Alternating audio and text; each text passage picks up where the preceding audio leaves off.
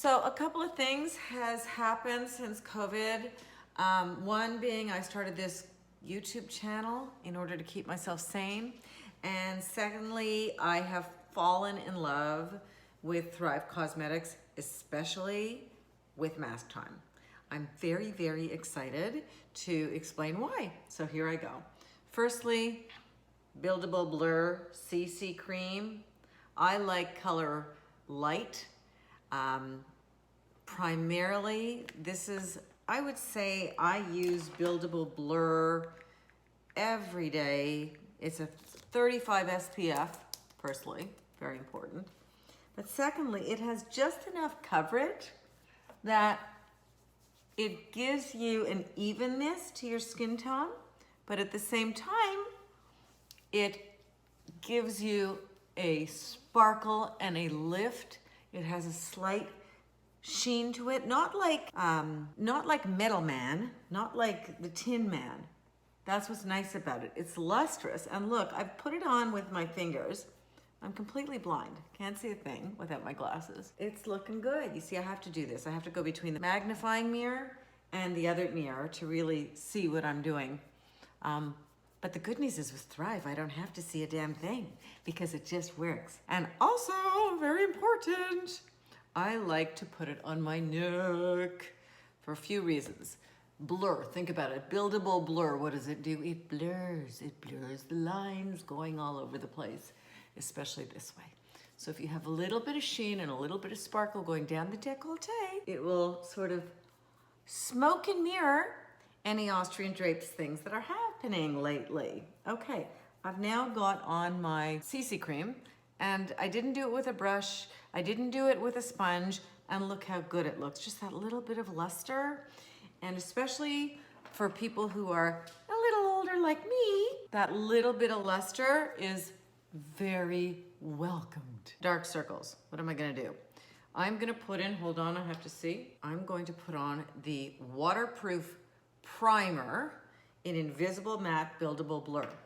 Now, I just learned something. I did not know this.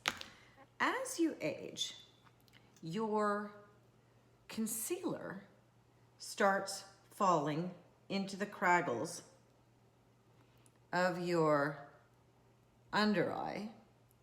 And I was battling this for about a year and a half before I figured out, oh wait, you have to let it set.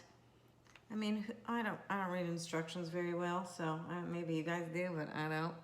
And so, okay, so we're gonna just let this set for about 30 seconds, and then we're going to use the sponge. Because I found that if I was wiping, it would get piecey and creasy and even worse than what it looked like without anything. So instead what I'm doing is I'm waiting and I'm talking to you, and I'm talking about the fact that, I don't know, it's almost the election. And we have to do something, all of us. But in the meantime, I think I'm ready to go. What I do with the sponge, spray it with a little bit of water, just a good spray, so make it a little damp. And then I'm going to pat it. Pat, pat, pat, pat, pat, pat, pat. I'm not going to wipe. And I might even bring the excess up top a little bit, so it gives me a little more brightening in this area, you see? And I'm gonna pat it again, right here. And I make a funny face when I pat. Everybody makes their own funny faces. Why do I show it like this? There we go. Okay, let me see. I'm looking a little refreshed at this point. All right. Now that we've got the concealer on, so I usually like to start with eyes. And what I'm gonna do first is put on the Brightening Stella Brightener.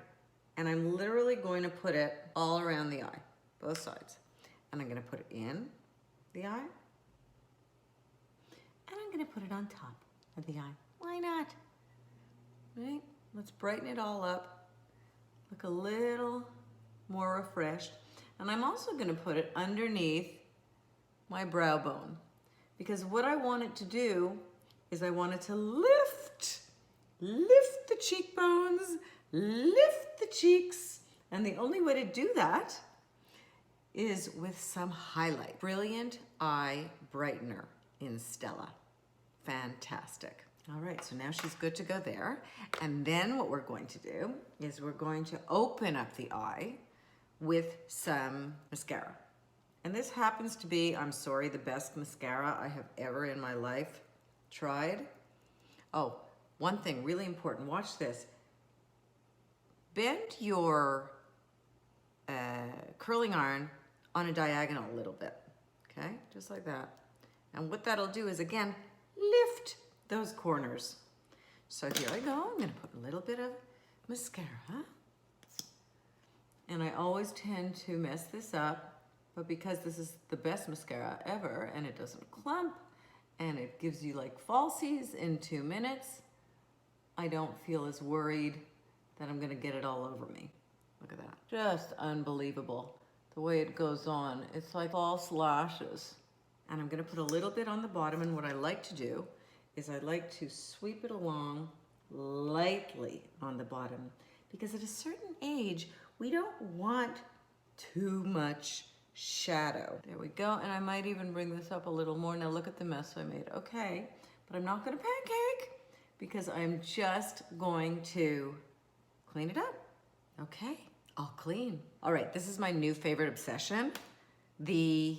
Oh shoot, I need the damn glasses. Semi-permanent brow gel. I mean, seriously, I don't know about you guys, but I'm starting to get a few, dare I say it, white hairs in my eyebrows. I mean, come on, let's not add insult to injury.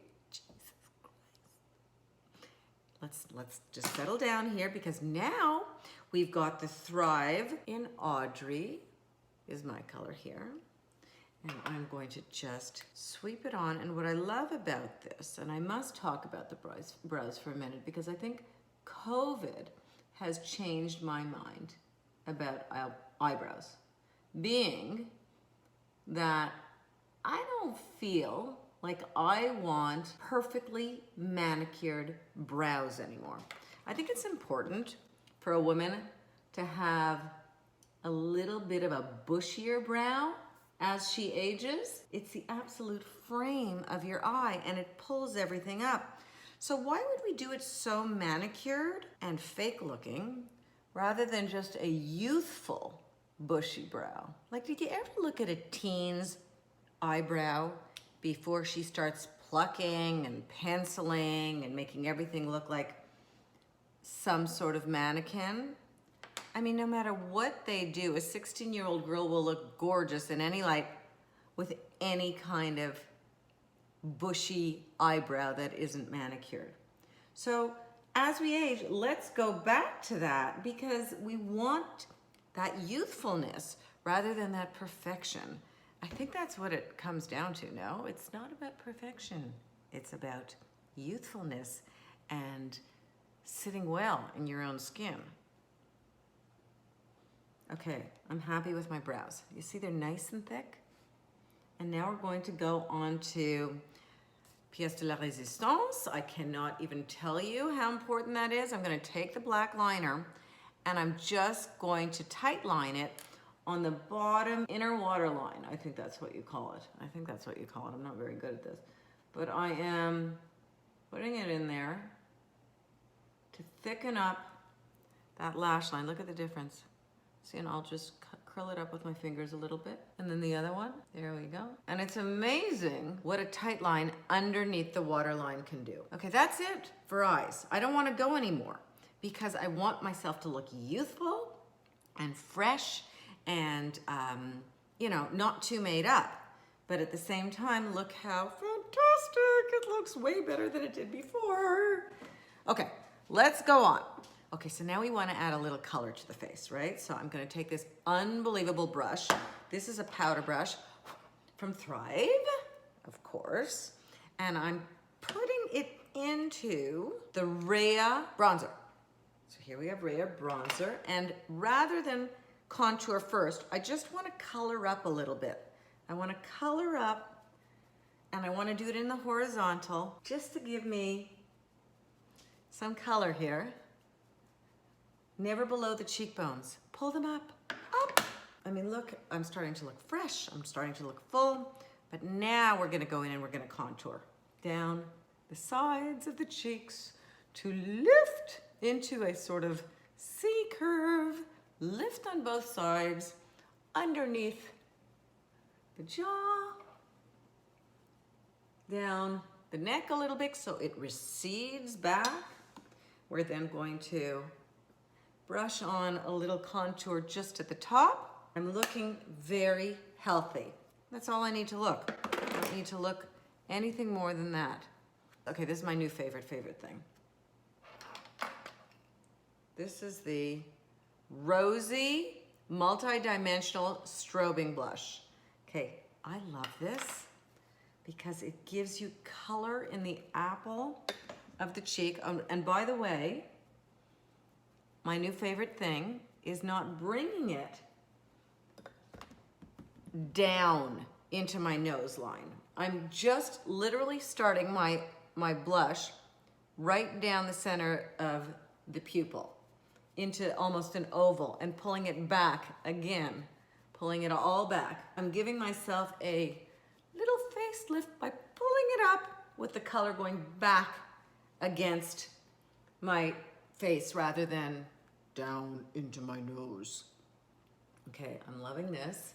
I might put a little bit on top of my brow here. Hopefully, I look a little better. I look a little younger. I look a little more refreshed. But because my eye is so light, I can carry a strong lip. And Maya is a phenomenal red. Thrive Maya, this is the lip liner. I like to cover my whole lip when I'm using a liner, especially now with COVID, because worst comes to worst and your gloss or your lipstick gets wiped off, the liner sits underneath it and stays. So the whole lip I'm gonna color with the line. There. Isn't that nice? I look a little more made up maybe, but against the very light, sheer, youthful look of the rest of the makeup, a strong red lip looks sensational.